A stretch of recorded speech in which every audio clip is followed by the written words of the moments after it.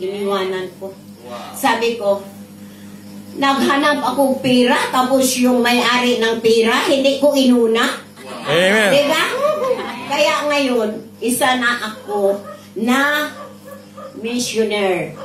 Ang aking destination is Japan. Amen. Kasi may anak man ako doon, pwede bang ko doon utira, wala bayad. Kaya, every man lahat, kay anak ko. Ako ang nagpaaral niyan eh. Amen. Diba?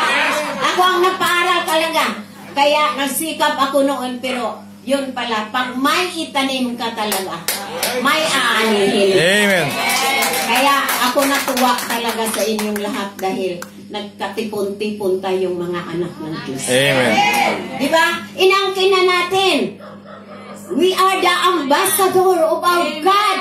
Amen. Jesus Christ, Lord of Lords. Amen. Diba? King of Kings. Kasi may Christ na. Kaya siya ang King of Kings and Lord of Lords.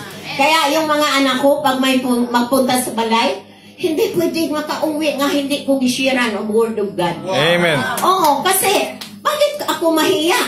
Ang nag-utos sa akin, ang aking Diyos nga buhay. May-ari ng buhay ko. Amen. Kaya, shiran ko muna talaga. Tapos sabi nila, sige mami, sa mami, linggo. Dahil, promise mo yan, kasi sabi raba ni Lord, ang tumatanggap sa inyo ay tumatanggap sa akin. Amen. At ang tumatanggap sa akin ay tumatanggap sa nagsugo sa akin. Yan talaga sinabi ni Lord, di ba? Kaya, naku dahil, dilit ka mo punta na magalit si Lord, baka hindi ka na makagising bukas. Mami naman. Ay, mami, uy. Pero, alam mo, namunga talaga yung pinakirapan ko para kay Lord. Siya ay isa ng misyonarya sa Aklan. Tatlong baryo yung inanuhan niya, Dinabuan, at saka Batu-Batu. Yung tatlo na. Kaya namunga na ako. Wow. God, talaga. Glory to God talaga. Namunga ako. Kaya sabi nga nila, sabi nung anak ko, yung bunso ko nga nasa Dubai, Mama, bakit magpunta-punta ka pa ng Malaysia? Magpuyo na lang ka sa balay, uy. Padalahan ka naman lang namin panggastos mo. Bakit matakot ka? Bakit si Lord ang nag-uutos sa akin. Sasabihan ko. Kaya ikaw na, mayroon man kahang victory din nga church. Mag-church ka yun na. Kay aron marinig mo ang salita ng Diyos. Amen. Para ikaw ay tumibay. Bigyan ka ng blessing. Yung mga magbigay ka talaga sa church ng 10%. Basahin mo yung Malakay 3:10. Amen. Ko talaga, sabi nila. Maunang wala mo yung mga pera kay di man mo nagbigay sa may-ari ng pera. Nga, Amen. kung wala siya, anong maibigay sa inyo? Yang mga manager ninyo nga ayaw mo payag o linggo, mag-church kayo. Ano ba ang benefits na ibigay niya? Pag mamatay ka, buhay na walang hanggan, kung adto ka dito sa kanyang kaharian. O, ang kanang tao nga imong unahin, na ay benefits. Dito lang yan sa lupa na. Kaya sinabihan ko mga anak ko. Sabi ni Lord, mawawala ang langit at ang lupa. Amen. Ngunit ang aking salita ay hindi nagbubula. Matthew 24:35. Kaya talagang, kailangan ka talaga, mag-ano ka talaga. Kasi kahit wala kang grado, pag si Lord ang magbigay sa iyo ng wisdom, hindi ka mahiya ng tao kahit pag sino bang mga politician doon sa amin. Hindi ako mahiya. Bakit mahiya ako sa kanila? Nilikha lang sila ni Lord. Ang aking Diyos ay Diyos ng lahat ng bagay. Kaya ako i-appreciate din ako ang ginawa ng Diyos sa aking Amen. buhay. Napasalamat talaga ako nga isa ako na pinili niya. Kasi kung hindi niya ako pinili, wala ako dito sa Malaysia. Amen. Wala ako, hindi ko makita yung mga kagandahan ninyong mukha, kagwapuhan ninyong mukha. Wala. Oh, ilan na ba na? 10 minutes na ba? Okay ba? Okay. Kasi, Gone. maganda, masarap. Kaya mag-share ng Word of God.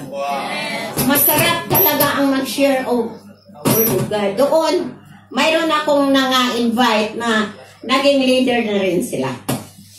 Kaya yun ang sabi ko, Lord, sabi mo mamungag yun. Kaya namungag ako, Lord.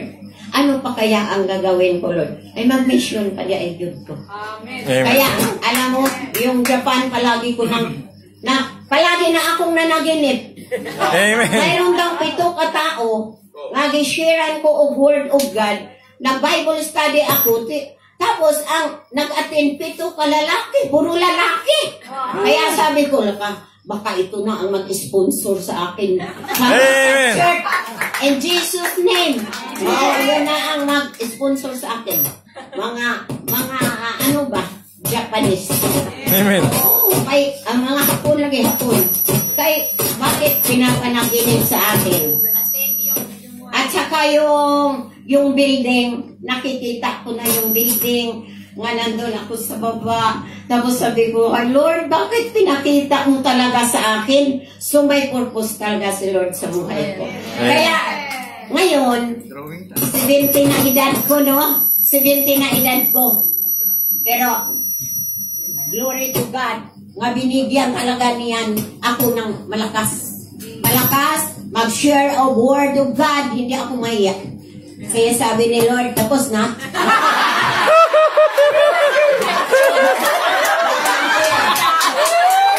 Kahit doon na nagkatawanan sila. Umadari doon ang ninyo. In Jesus' name. Amen. Purihin talaga si Lord. Eh, sabi naman ni Lord, kung ikahiya ninyo ako sa harapan ng mga tao, ikahiya ko rin kayo sa aking amang nasalanan. Amen. Sabi niya, Matthew 10:32. Kaya kailangan talaga tayo maging masigasig sa gawain ng Panginoon. Huwag kayong mahiya. Pagsikapan mong karapat-dapat ka sa Diyos, manggagawa mo lang dapat ikahiya kapag Amen. nagtuturo ng katotohanan. Amen. Diba? 2 Timothy 2:15. Yes. Maano talaga siya. At tayo magpasalamat na mayroong binigay si Lord na mga ngaral sa atin. Amen. Bakit? I-declare niya yun eh. Jeremias 3:15. Yes. Sabi niya, bibigyan ko kayo ng mga pinunong tatalima sa akin. At pamahalaan kayo ng buong karunungan. At pangunawa. Hallelujah. Kaya palakpakan natin ang mga kuya. Amen. Ito Ang Panginoon. si Kuya. Oh, Kuya Pe, di ba? Oh, ilang taon na pero gwapo pa rin. Amen. Diyan sila. Oh, diyan lahat. Oh, mga gwapo. Ako, sa ministry namin, cell group, ako director. Noon. Network leader.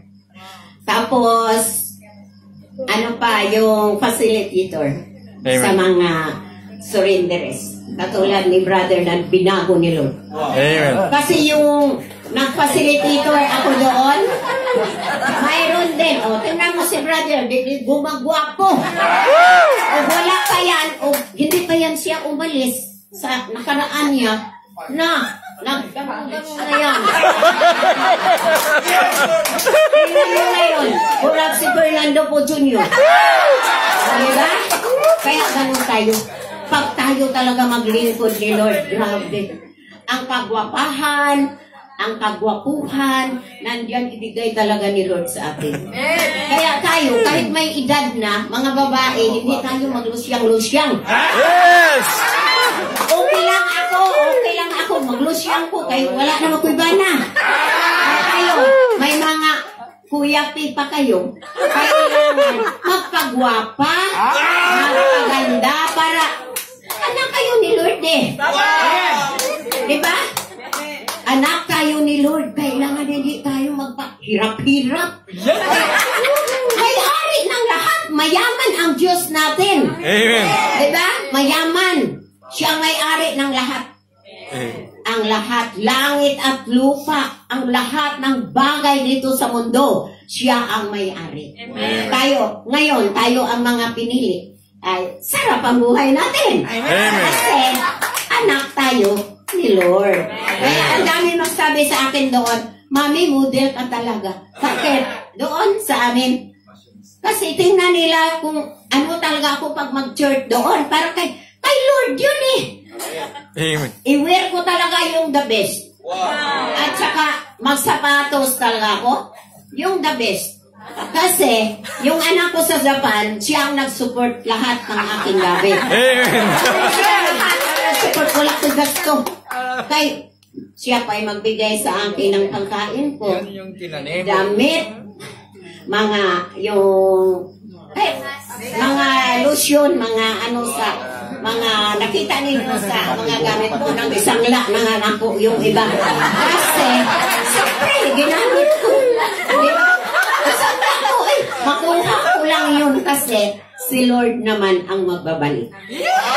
Kaya purihin natin ang Diyos, patuloy tayo magpagamit sa Kanya kahit anong edad mo na, kasi sabi ni Lord, walang bata, walang matanda kung makita nila ang iyong puso na handang magpagamit sa Kanya.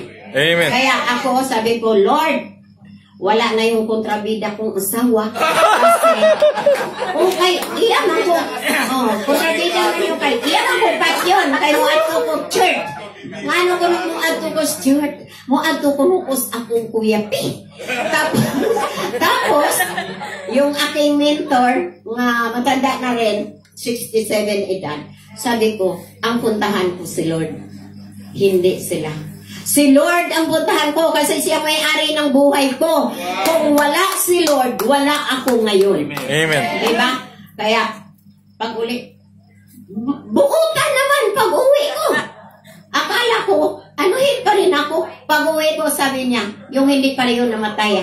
2012 yun namatay. Mabait. Sabi niya, Mer, kain na Mer. Ay, kakabait talaga pag si Lord talaga. Baguhin talaga ang isip ng tao. Kaya yun, nagpatuloy ako, napagamit na ako ni Lord, nag-process na ako, missionary P. Amen. Glory to God. Sabi din kayo, in Jesus' name.